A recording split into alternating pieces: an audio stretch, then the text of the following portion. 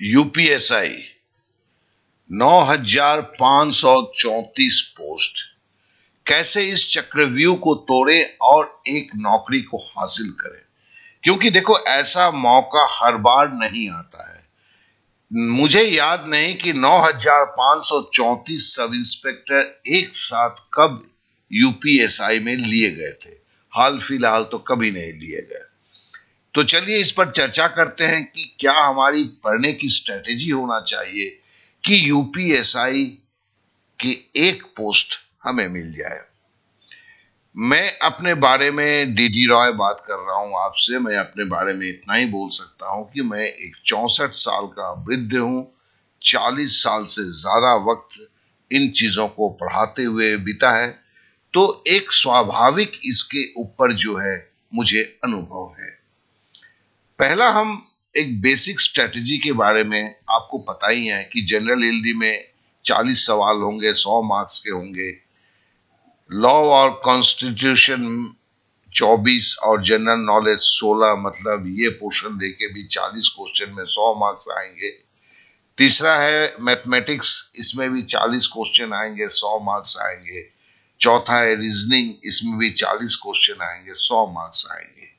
और मेरे हिसाब से 2016 के रिजल्ट को देखते हुए अगर मैं बोलूं, तो मैं बोलूंगा कि अगर मैं 20 से 30 सवाल जनरल हिंदी का करता हूं, संविधान और मूल रूप का जो है 20 से 30 सवाल करता हूं, मैथमेटिक्स में 25 से 30 सवाल करता हूं, और रीजनिंग में 30 से 35 सवाल करता हूं, अर्थात मिनिमम 95 से 125 अगर मार्क्स सवालों को सही सही हल करता हूं और गलत सवाल कम करता हूं, तो मेरी चांस बनेगी। 95 में उतनी चांस नहीं है। 95 सवालों में पैर तो अंदर हो जाएगा, लेकिन बाहर निकल जाने की भी चांसेस होगी।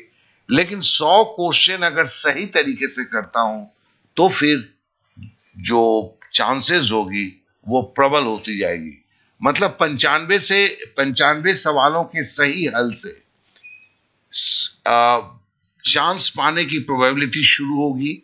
और जैसे ही ऊपर की तरफ जाएंगे, 110 क्रॉस जैसे कर जाते हैं, तो फिर तो कोई बात ही नहीं, बल्ले बल्ले हो जाएगा। अब है कि इसमें हम जानते हैं कि प्रत्येक सवालों पर अगर मैं इस दूसरे दृष्टिकोण से देखूं इसे, तो मार्क्स में 60%, 59.6%, मतलब 60% से अपनी चांस मिलना शुरू होगा। 78% पे तो हमें कोई रोक ही नहीं सकता। जबकि फिजिकल टेस्ट है वो तो अलग चीज हो गई। अब इसमें मैं ये बोलूं कि जनरल हिंदी में मिनिमम जो कट ऑफ है, जो पेपर वाइज कट ऑफ है, उसमें 14 सवाल को सही करने हैं। लॉ, कॉन्स्टिट्यूशन, जनरल नॉलेज में 14 क्वेश्चन को सही करने हैं। मैथ में भी आपको 35%, मतलब मिनिमम 14 सवाल सही करने हैं। रीजनिंग में भी 14 सवाल सही करने हैं। तो उस तरह से देखा जाए तो 56 सवाल जो है, हर इन चारों विषयों के हर का 14-14 सवाल करके करना है। और अगर आपको चांस लेना है तो 44 और सवालों को सही करना है। मतलब अगर इसको मैं दूसरे दृष्टिकोण से देखूं और एक बेसिक स्ट्रेटेजी की तरफ से चलूं मैं, तो मैं इस तरह से चीजों को बोलूंगा। मिनिमम पहले 14-14 सवाल आप हर सेगमेंट से कर पाए, हर पेपर से कर पाए, ये पहले तैयारी जरूरी है। फिर 44 और ज्यादा जो सवाल करने होंगे 100 सवाल पहुंचने के लिए, मतलब अगर एवरेज बोलो तो हर पेपर में 11 सवाल और ज्यादा करने होंगे। तो ये आपको जिस पेपर पे ज्यादा पकड़ है उस हिसाब से आपको तैयारी करना है। लेकिन अगर मैथमेटिक्स आपका कमजोर है, रीजनिंग कमजोर है, जीके कमजोर है, या जनरल हिंदी कमजोर है, तो भी पहला तो है कि पेपर वाइज पास करने के लिए आपको 40 सवाल में 14 सवाल जो है किसी भी हालत में, हर हालत में सही करना है। तो फिर उस पेपर की जो कट ऑफ है, मिनिमम जो रिक्वायरमेंट है, उससे बाहर निकलते हैं और उसमें 44 और ज्यादा सवालों के सही उत्तर देते हैं। जो अगर एवरेज औसत की बात करूं तो हर पेपर में 11-11 सवाल, मतलब हर पेपर का 25-25 सवाल अगर आप एकदम सही करते हैं तो फिर आप जो है चांसेस आपके प्रबल हो जाते हैं। आप 60% मतलब 160 सवाल में 100 सवाल जो करते हैं तो करीब करीब आप जो है 60% के करीब सवालों को करते हैं। वहां से आपके चांसेस शुरू होता है। तो ये बेसिक स्ट्रेटेजी का एक अहम मुद्दा है। आप किसी भी सब्जेक्ट को यहाँ नजरअंदाज नहीं कर सकते हैं। किसी एक सब्जेक्ट में अच्छे हैं तो दूसरे सब्जेक्ट पे नजरअंदाज नहीं कर सकते हैं, क्योंकि मिनिमम जो जोड़ी है हर पेपर का 14 सवालों का सही रूप से जवाब देना, इसे सबसे पहले गांठ में बांध लें। ये अत्यावश्यक है। अब कुछ चीजों के बारे में मैं आपको बताना चाहूंगा। उसमें है कि देखिए 2021 और 2016 में क्या है। पहला जो है सब इंस्पेक्टर सिविल पुलिस जो है इस साल 9,027 था, 2016 में 3,000 था। तो मतलब ये तो 3 गुना बढ़ा हुआ है। प्लेटून कमांडर 484 था, इस बार है 2016 में 210 है, तो ये भी डबल हुआ है। केवल आपका पीएससी और फायर ऑफिसर जो था वो 2016 में 97 था, इस बार घट के 23 हुआ है। और 2016 के में था कि मिनिमम 50% प्रत्येक सब्जेक्ट में लाना था, जबकि इस बार है मिनिमम 35% आपको प्रत्येक सब्जेक्ट में प्रत्येक पेपर में लाना है। और ओवरऑल कट ऑफ जो है 50% रखना है। तो 50% के जगह पे मैं बोलता हूं कि 60% में आपकी क्या कहते हैं रिक्रूटमेंट के चांसेस जो हैं बहुत ज्यादा बढ़ जाते हैं। तो 10% आपको 50% से ऊपर उठ के ओवरऑल जो है 60% पे पहुंचना होगा। तो आशा करता हूं कि बातों को मैं आपके पास सामने सही रूप से रख पा रहा हूं। अब कुछ चीजों को देखते हैं कि देखिए उस वक्त जो है ये 2016 की रिपोर्ट है। 3,143 रैंक में गौरव जी थे, जिन्हें 211.18 मिला था। और चारों पेपर में, एक में 53.33, दूसरे में 50, तीसरे में 52.65, चौथे में 54.47 और ये शेड्यूल कास्ट से थे। अब उस वक्त 211 में हुआ था और मैं इस बार बोल रहा हूं कि कम से कम 237 के ऊपर 240 आना होगा। ऐसा क्यों? क्योंकि उस वक्त चारों पेपर में 50% लाना था। इस बार चांसेस तो बढ़ गए हैं। चांसेस 3,000 से 9,000 3 गुना हो गया है। लेकिन कट ऑफ बैरियर जो है पेपर वाइज वो 50% से घट के 35% हो गया है। तो बहुत सारे ऐसे स्टूडेंट होंगे जिनकी कुछ पेपर कमजोर होता है, उसमें वो 35% लाके, दूसरे में 60-70% लाके ओवरऑल कट ऑफ को वो उठा के लेके चले जाते हैं और ऊपर की तरफ चले जाएंगे। पिछली बार 2016 में जो दुर्गेश सिंह थे जो टॉपर हुए थे, उनको 314.43 मार्क्स मिला हुआ था। वो जनरल कैटेगरी से थे और उन्होंने देखिए पेपर 1 में 85.71, पेपर 2 में 52.20, पेपर 3 में 92.31, पेपर 4 में 84.21 लाए हुए थे। इस चीज को मैं दिखाने की ये कोशिश कर रहा हूं। इनके अगर देखिएगा 3 पेपर तो 80% के ऊपर थे, एक पेपर जो था जस्ट 52 के मार्जिनल था। यही होता है, यही होता है। किसी कारण से एक पेपर गड़बड़ हो गया, लेकिन तीनों पेपर जो है वो आप देखिए 80 प्लस था, तभी दुर्गेश सिंह नंबर 1 हुए और 314.43 के मार्क्स को लेकर, ये नॉर्मलाइजेशन का मार्क्स है, लेके वो टॉपर बने। तो इस चीज को बोलने के पीछे हमारा जो एक ही काम है कि अगर मैं जो बोलते हैं गणित का कमजोर है, उनसे मेरा एक ही है कि भैया गणित में पढ़ना क्या है। पहले एक चीज को ध्यान में रखो, गणित में आपको 17 टॉपिक्स को पढ़ने हैं, जिसमें नंबर सिस्टम, सरलीकरण, डेसिमल और फ्रैक्शन, हाईएस्ट कॉमन फैक्टर मतलब HCF and LCM, ratio and proportion, percentage, profit and loss, discount, simple interest, compound interest, partnership, average, time and work। तो इस तरह के 17 चैप्टर पढ़ने हैं, अनंत कुछ भी नहीं है। तो और इसमें जो क्वेश्चन होते हैं, क्वेश्चन बैलेंस्ड होते हैं। काफी ज्यादा टिपिकल भी नहीं होते। तो आप अगर मैथ में 0/0 है तो भी आपको अगर इस एग्जाम को देना है 14 सवाल को तो करना ही है। और मैथ एक ऐसा है कि इसमें मार्क्स उठाया जा सकता है। तो इस पर आपको बहुत ज्यादा जो है ये देना होगा, नजर देना होगा, क्योंकि इसमें 80-90% लाना बहुत ही आसान होता है। तो मुझे गणित नहीं आता है करके आप गणित छोड़ के अगर भागने की कोशिश करेंगे तो ये आपके लिए सबसे गलत निर्णय होगा, क्योंकि गणित नहीं आता है तो 14 मार्क्स भी उठाना बड़ा मुश्किल है। तो सबसे पहले अगर अगर आप गणित की स्ट्रेटेजी करते हैं तो उसमें जो है जैसे डेसिमल एंड फ्रैक्शन, इस पे सवाल आते हैं, एचसीएफ और एलसीएम में सवाल आएंगे, परसेंटेज में सवाल आएंगे, प्रॉफिट एंड लॉस में सवाल आएंगे, simple interest and compound interest पे सवाल आएंगे, टाइम एंड वर्क में सवाल आएंगे। तो ऐसे 6-7 चैप्टर को वैसे तैयार करते हैं कि जिससे आपका 14 मार्क्स तो मिले ही मिले। तो मतलब इन चैप्टर की तैयारी बहुत ही गहनता के साथ करते हैं। अब उसके बाद से जो है एडिशनल मार्क्स लाने के लिए दूसरे चैप्टरों पर आप प्रयास शुरू करते हैं। तो आपकी तैयारी जो है सबसे पहले 14 मार्क्स प्रत्येक पेपर से निकालने की होनी चाहिए।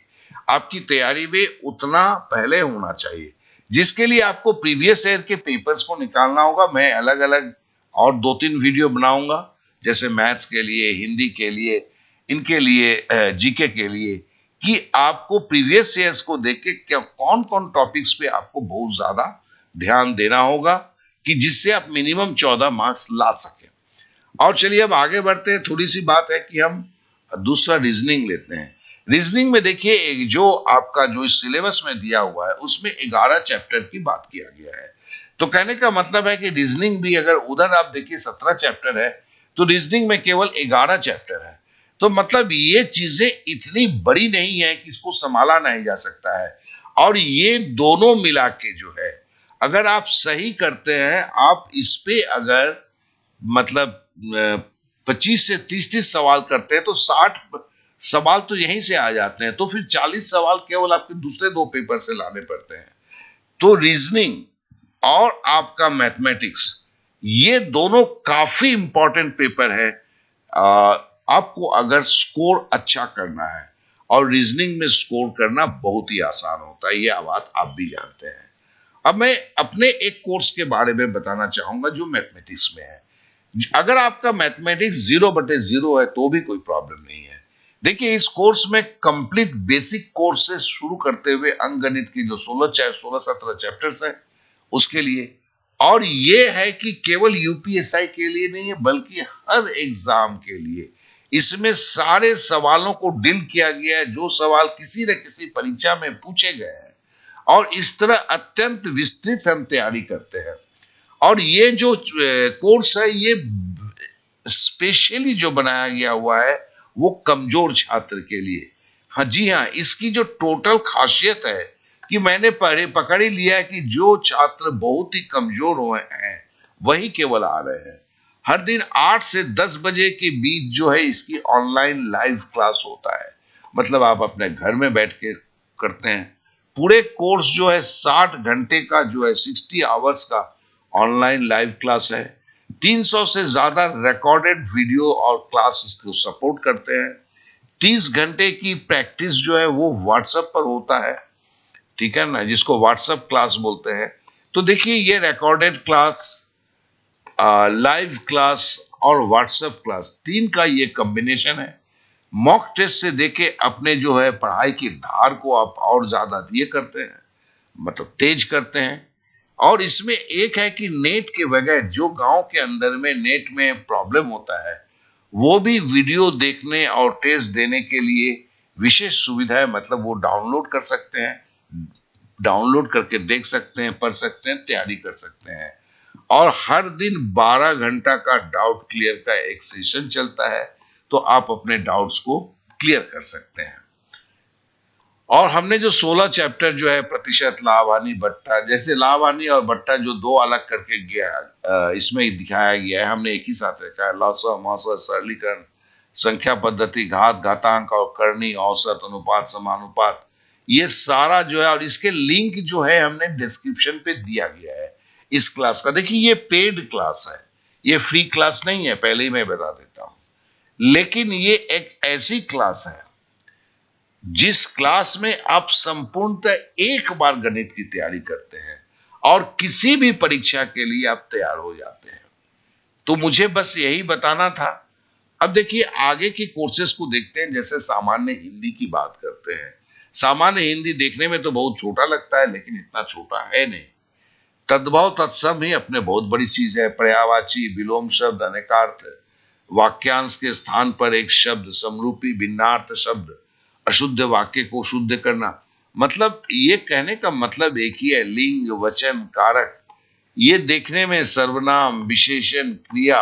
अगर आप हिंदी काल, अपव्यय, अव्यय, उपसर्ग, प्रत्यय, संधि, समास, विराम चिन्ह, मुहावरे, तो ये लोकोक्तियां, रस, छंद, ये तो अपने आप में बहुत बड़ी चीज है।